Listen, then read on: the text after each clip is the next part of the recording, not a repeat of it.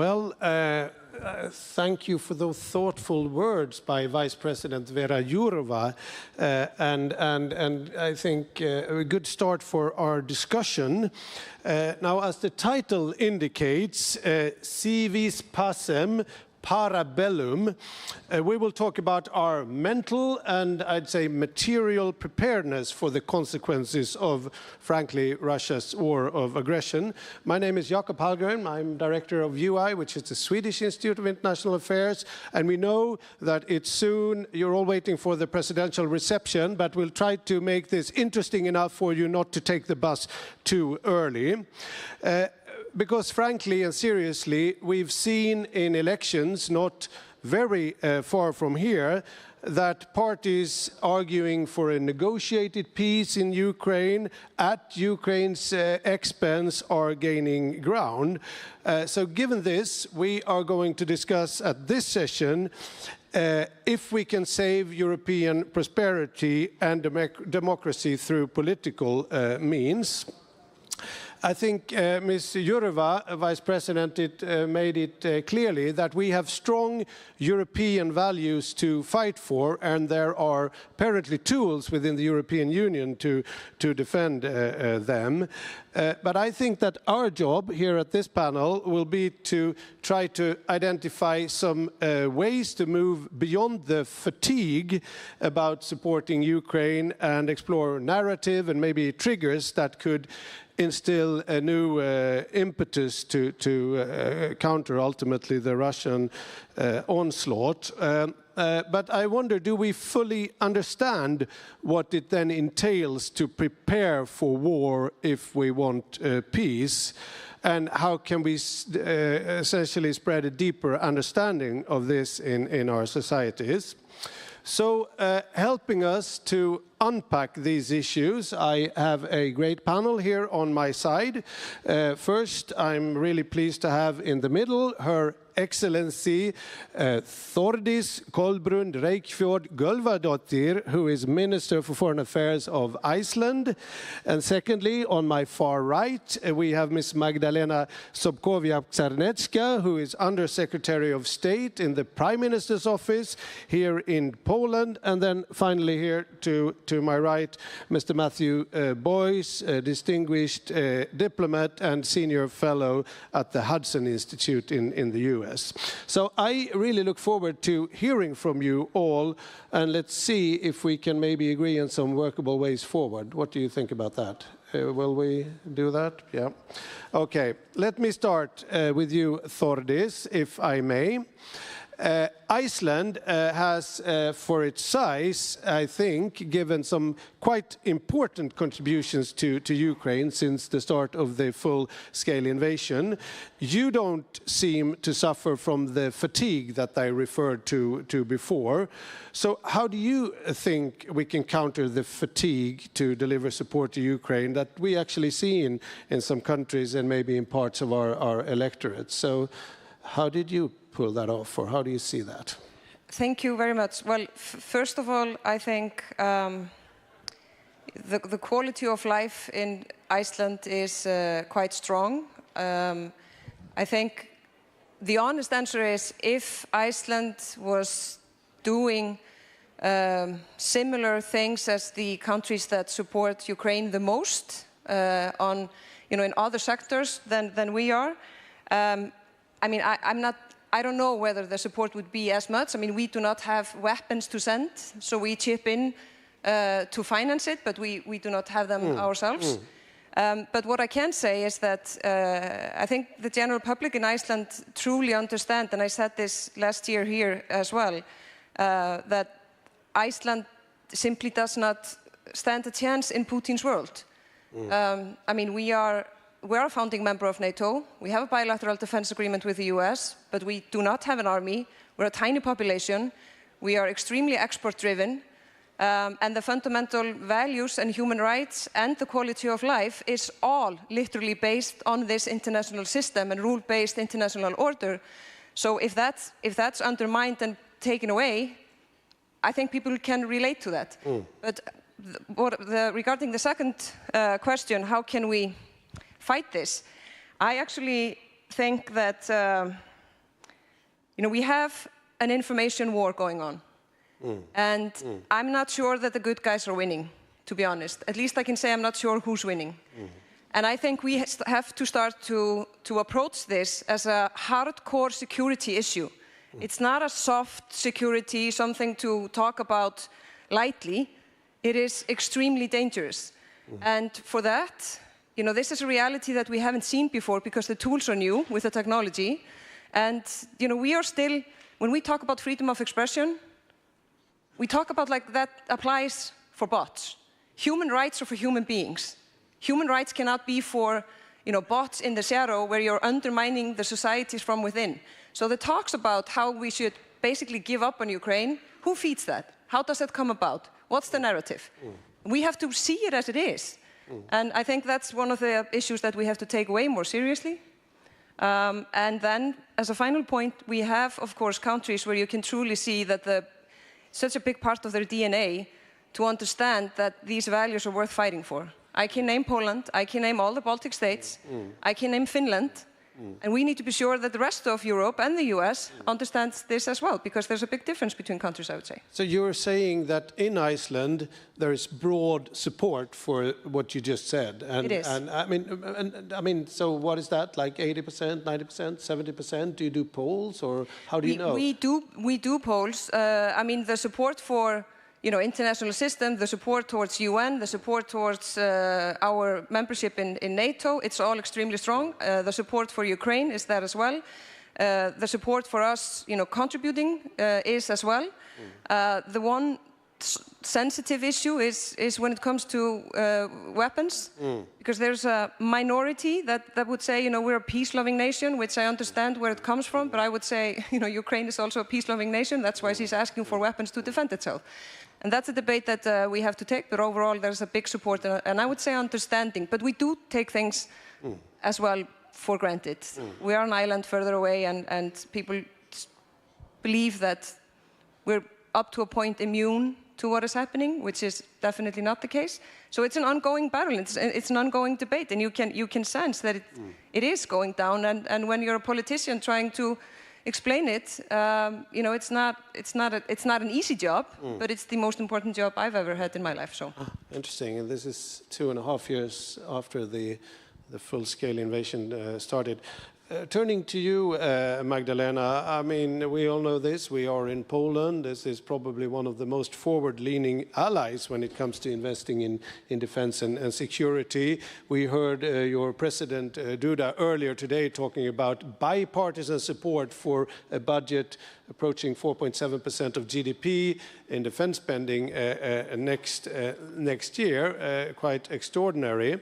So, I mean, there is apparently something here in the general minds of the Poles that you could probably share with us and teach us others maybe. So essentially, my question would be to you. Do you think that the collective West is really prepared for a potential, shall we call it, well, armed conflict to defend our core values, as Věra Jourová spoke about before? And I know you've been working with this. How do we effectively communicate this in our societies? Firstly, I think that there is no stronger advocate of Ukraine case in the EU than Poland. And for this question, how to avoid making people fatigue because of the war on Ukraine, I think we are the one to try to find the answer every single day. And I remember that the first lesson we had in 2014 when Putin invaded Crimea. And I remember that time working in Brussels. And when we as a Poles were raising the issue of Putin, of Crimea, of Ukraine, the answer of other member states were there are other different problems here on the table. We have migration, we have economic crisis in Greece. And now, after 10 years, when I'm meeting my counterparts from other EU countries, what I hear from them is that, sorry that we were wrong, now we will listen to you. And this is, of course, something very important, but I still feel that there are some moments when there are discussions going on, why should we still support only Ukraine, why we are not waiting for Ukraine and Russia to sit next to each other and try to fix this problem. We cannot. The main message is, if we allow Putin going forward, then he will come for us also here in Europe. And I think people in Poland feel it super strongly. If you go to the eastern Poland, you see lots of army over there, not only the Polish one, because we have lots of Americans here on the ground. After the conflict has emerged, we hosted here in Poland around 2 million Ukrainians. But the risk here on the ground in Poland is the thing that you, Madam Minister, also mentioned, is the disinformation and hybrid war going on about the disinformation. For me, when I see the research, that since you have to know that Poland is a very Euro-enthusiastic country, but if we see on the numbers that 20 years after the accession and just after the aggression of Putin on Ukraine, the group of people being against EU has risen, there's really something wrong going on here. Because everybody should think in Poland that we should be stronger here inside of EU, not thinking about leaving EU. So I think the main task here, and I think in different countries in EU, but we strongly feel it here in Poland, that we have to somehow manage on the mood in the society. We see it on the social media, that there are conversations going on why the Ukrainians should have the shorter line to the doctor, shorter line than the Polish people have, or why we should have so many Ukrainians in the school. And this is something that we should really keep an eye on and communicate in a very clear way what is going on. The other thing is about army. Yes, we are in terms of the whole Europe. I know that the spendings of Germany, it's a bit bigger, but if you relate the spendings to the gross domestic product, the spendings here in Poland are the biggest one in EU. So yes, what we are doing here, we are trying to be ready for the war. But I think the absolutely key factor here is to have the voice of the society on the right side. So not against EU, not against NATO, not against democratic values, but being on the right side of this conflict. Well, that's very interesting because, I mean, clearly in some other countries here in Central Europe, this is more of an issue than in Poland. But what you're saying is essentially that we need to address the issues when they come up and take the debate, so to speak, when it emerges. So that's an interesting lesson. Now, let's cross the Atlantic, Matt. Well, as we understand it, there's quite a debate in the US, at least on the presidential trail, on how to support Ukraine and to counter Russia's aggression. So, you know, on this issue that I also said or put to Magdalena about, you know, preparing for a potential armed conflict and defending our core values and you know, creating a societal awareness about the urgency to actually counter this. What could you say from your own research and from the American perspective? Well, as a recovering diplomat, and I would sort of, you know, having spent so much of my career working with allies, friends, and partners, you know, we love our allies, friends, and partners. You know, this is a pretty widespread perception in the United States. I mean, you know, whatever you may read, you know, there is still very, very strong support for NATO, and Americans are instinctively very supportive of people who've suffered under Soviet or Russian domination or dictatorships in general. So we're sort of so. You know, but that's a sort of a given. But there's also this question of, and I hate to sound like a broken record, but this question of burden sharing really sticks in the craw, or really sort of gets at a lot of Americans who, you know, it just, you know, they're looking. I mean, until recently, there were 3 of the 32 who were at 2%.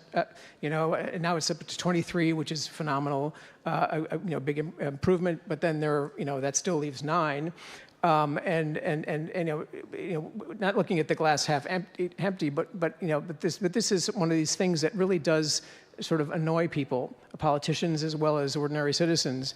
And I mean, so there are countries, one country, for example, reached 2% for the first time in 32 years this year. Another country said, no, we will not reach 2%. But then they said, well, maybe by 2032, which is, if my arithmetic is correct, 20 years after Wales.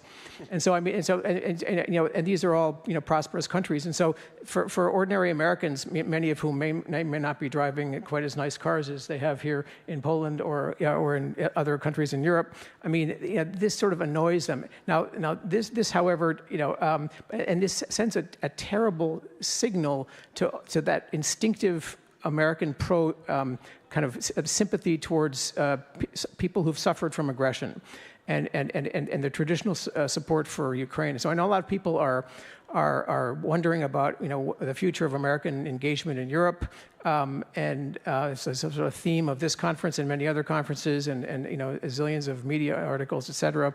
But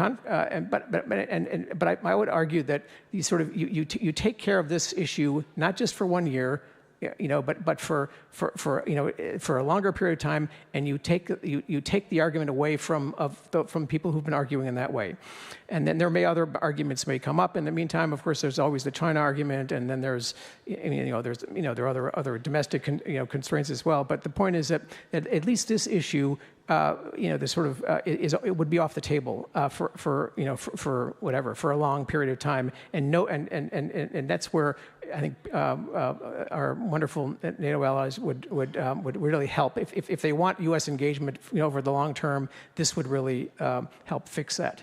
But yeah, and that's a fair and very clear point, essentially burden sharing, shipping in and making sure that on the European side there's a similar amount of support. But that has become better, hasn't it? Of course it's become better. Yeah. It's become, as I said, from 3 to 23 is rather significant, but then there's also the rest of the 9, et cetera. And then there's the how long will this commitment last, because some countries are not necessarily, if you start looking at the numbers, and I won't mention countries, but this is not necessarily going to be there for a long period of time. And budgets are being, there's always the competition for resources between social programs and defense, et cetera. And people are looking at this carefully, and this is oftentimes, when members of Congress travel to other countries, including NATO member states, this is often one of the first questions they ask. Knowing full well that the trend line is improving significantly, and wonderful. But then there's always the how long is this going to be, and et cetera, and this is where the lack of the sort of the vacation from history and the lack of investment over time and capabilities over during the 90s and the aughts and then the teens is where that it's hard to overcome 30 years of kind of complacency, even after 2014, which upset the European security order. And I would imagine that for Europeans who are rightfully rightfully consider this an existential issue. When people notice the sort of the delta between existential threat and then the wide range of countries' responses, those who are all in, like Poland and the Balts, the Scandinavians, et cetera, Romania, et cetera, and then others where it's a little bit more. It's solid. It's good. It's getting better, but you're not quite sure how long this is going to be. And then the others that where they just haven't really gotten the memo. And so that difference between existential threat and putting the money where the mouth is, you may argue that this is wrong, and maybe it's strategically myopic or whatever. But the point is, it matters, whether we like it or not. Oh, no, but that's a clear message. Essentially, it needs to be a sustained support for the long run, essentially. So, but clearly in Europe today, there are parts of electorates, there are countries where this is contested. So, I guess, as I said at the beginning, our task is to try to to see how can broader swaths of societies be maybe convinced of the existentiality of this threat. I mean, Matt or any one of you others, what do you think? Do you have any silver bullets or Þórdís maybe first? Yeah. Yeah. Again, I think the information war, the hybrid warfare, the disinformation, the technology, I think it's a way bigger than we actually realize. And it's a development, they've been working on this for many, many years. It did not start, in February 22. It's been going on for years. And not only in the countries closest to Russia, but also in the United States and elsewhere. And you can see the development with democratic values and all kinds of narratives of protectionism, and it's us and you and all of this. I mean, it's a network. They do not share ideology. They don't care whether they agree or not, and they don't care what political opinion you have. But they're spreading anger, and they're playing on emotions and manipulating individuals. And I think we have to look at it where it starts, because not only look at it when we see the consequences, we think about how to deal with that. But also with regards to the differences between countries, because I agree, I've heard this so many times that nations say to the Baltics and others, "Oh, we should have listened more. Like, you were right. We're sorry that we said when you were talking about it, we basically said, well, sorry about your experience, but we have the bigger picture here to think about." Now everyone says, "Oh, we should have listened more." But what does that mean? If you mean it, that we should have listened more, doesn't that mean that we should continue to listen now in a different world when the same countries and the same understanding is now saying we should do A, B, C?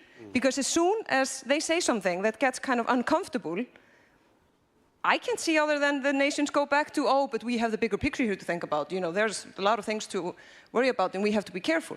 So if we mean it, that we should have listened, that means that we should continue to listen also when it gets uncomfortable. Because in a world like this, the decision-making and the political courage of politicians, it's not going to be comfortable. It's going to be extremely uncomfortable, and it's going to be hard. But eventually, it's better to pay your insurance than end up, in a burning house and you didn't. So the question is whether we are prepared for that. But it's worth a round of applause. Huh? Magdalena, you wanted to chip in on this one as well. Yeah, I wanted to mention two issues. The first one is that we need to learn how to communicate in such sharp, quick, fast messages that those people who are using disinformation, they are using. Because they are not writing elaborates for 15 pages why Russia is good.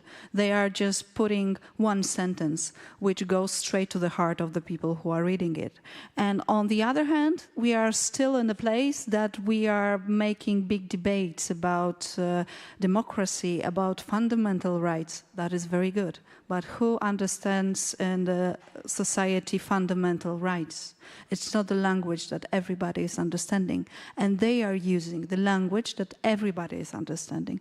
That's the first message. The second one is that here in the EU, we are in the middle of the exercise that defense is the issue of EU. Since EU was a peace was made to keep peace here in Europe, we made an agreement that there will be no defense issues here together, but the time has changed. And I remember in 2015 I was working in the European Commission, and the defense issues was in the same file as cosmetics, tourism and any other things concerning single market. That's changed now. That has changed now, but it's going on very, very slowly.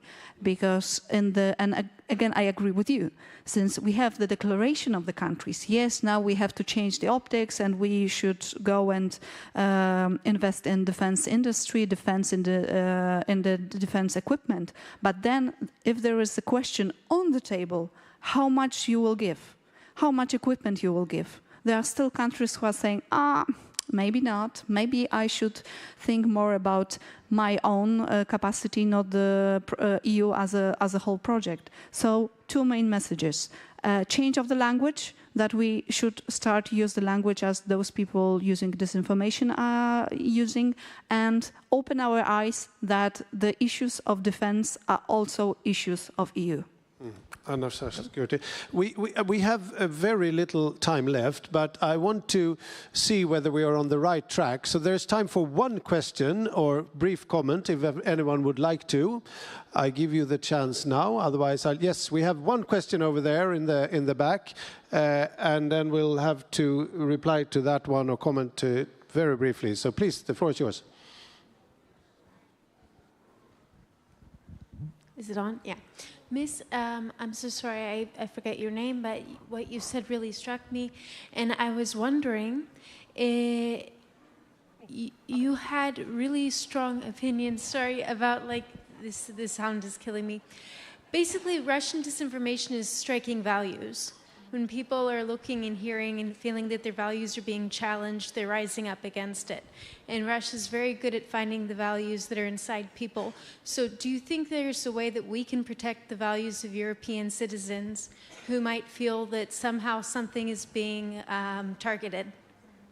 And your affiliation? I'm an English teacher.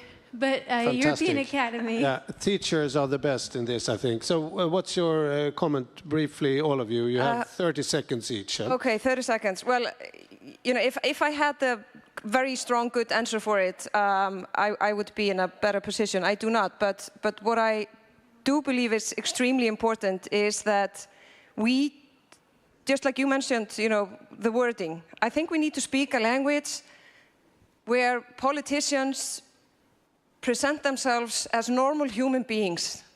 I think we're way too technical, and I think we should allow ourselves to tell stories. So when we talk about values, what does it mean? If you tell a story, and it's okay to use emotions. You know, you're a populist if you manipulate people with emotions without the facts. If you have a vision and you have the facts and data and a true story, it's allowed both to show emotions and talk about emotions and approach a person, because we're all driven by emotions. So it's kind of stupid if they only do it and we just don't, because we know that individuals are driven by emotions. Fantastic. I think Matt got... Yeah, well, I would just add that you know, this also gets to the point of leadership. And some countries are actually speaking directly, some leaders and politicians are speaking directly to their populations about this. And it's very helpful when they actually do so, because it's not always present. And of course, when in my case, when the president sits behind the big desk in the Oval Office and says, you know, on primetime television, my fellow Americans, and then lays out an issue, that is very, very, very effective. It doesn't happen as much in the United States as it should, on this case in particular. But I think President Biden has only done it once on this. But this is required, I think, across the Western world. And then, of course, you also have two other issues that are motivating some of the receptivity of populations to Russian messaging, Chinese messaging, et cetera. And that has to do with like economic disquiet, and then the whole question of what's happening in societies. And to the extent that countries can actually start resolving those issues through very sensible, you know, sort of sensible economic policies that produce growth and reduce inflation and reduce energy costs and increase energy security and this sort of thing, as well as uncontrolled migration. Those issues are fertile ground for Putin and to muck around with, and he's been exploiting these anxieties in the populations very well. And the population, I think that politicians need to actually to focus on this, because if they don't, you know, Putin and sort of the armies of social media, you know, interferers will make hay out of that. Yeah, thanks a lot, Matt. We're actually already on overtime, but can you keep it very, very brief, and then we'll have to wrap up. Since you are a teacher, I think that also one of the important issues is is to teach people how to see the difference between true and false. Because in democracy, you can have your own opinion. But the question is, do you have your own opinion based on facts or based on fake news. And this is also why during the Polish presidency in European Council, one of our priorities will be fighting with disinformation and how to see disinformation in terms of AI, which is another big issue that we don't have a time for. I'm sorry, we have to wrap it up now. I'd really like to thank this wonderful panel. Think about burden sharing across the Atlantic and take the debates among many good things which were said. I think they're worth a round of applause, don't you agree? So.